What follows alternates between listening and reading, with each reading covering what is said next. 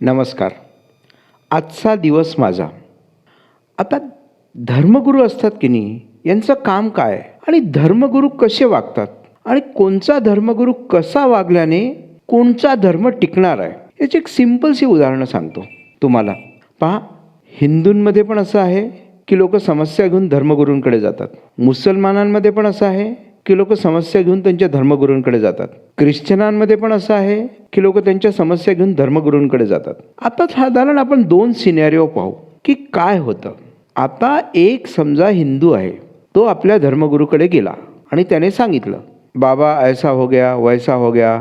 समजा दोन गुरुबंधू आहे, त्यातल्या एका गुरुबंधूने दुसऱ्याला फसवलं. मग तो त्या बाबांना सांगतो की बाबा ऐसा हो गया वैसा हो गया, वो तो अपने साथ में था, उसने मुझे लुटा दिया, ऐसा कर दिया, ऐसा मैं फंस गया हूँ, या ऐसा मेरा नुकसान हो गया है. तर बाबा काय सांगतात, क्यों व्यर्थ चिंता करते हो, क्या साथ लाए थे तो क्या साथ लेके जाओगे, असं म्हणतात. तो बिचारा हताश होऊन ते सगळं ऐकत असतो आणि सगळा कार्यक्रम झाल्यावर आपली पोटली भरतात आणि बाबाजी निघून जातात. हा ते सगळं पाहतच राहतो.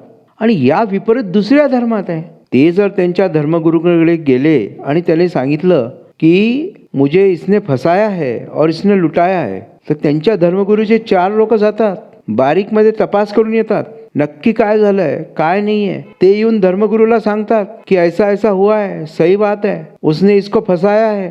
धर्मगुरू म्हणतात उठा के लाओ साले को. ज्याने फसवलं असतं त्याला उचलून आणतात, जो फसला असतो त्याला आणतात, दोघांना समोरासमोर करतात, कडक वॉर्निंग देतात, अपने धर्म के लोगों से फिर से ऐसा व्यवहार किया या दुर्व्यवहार किया तो याद रखना, कडक सांगतात. परिणाम काय होतो, जो फसलेला असतो तो मोका होतो, जो फसवतो तो पण पुढे काही खोटे धंदे करायला घाबरतो. आता यावरनं तुम्ही विचार करा की तुमच्या धर्मामध्ये काय होतं आहे, कसं होतं आहे, कोणचा धर्मगुरू बरोबर आहे आणि कोणचा धर्म टिकणार आहे.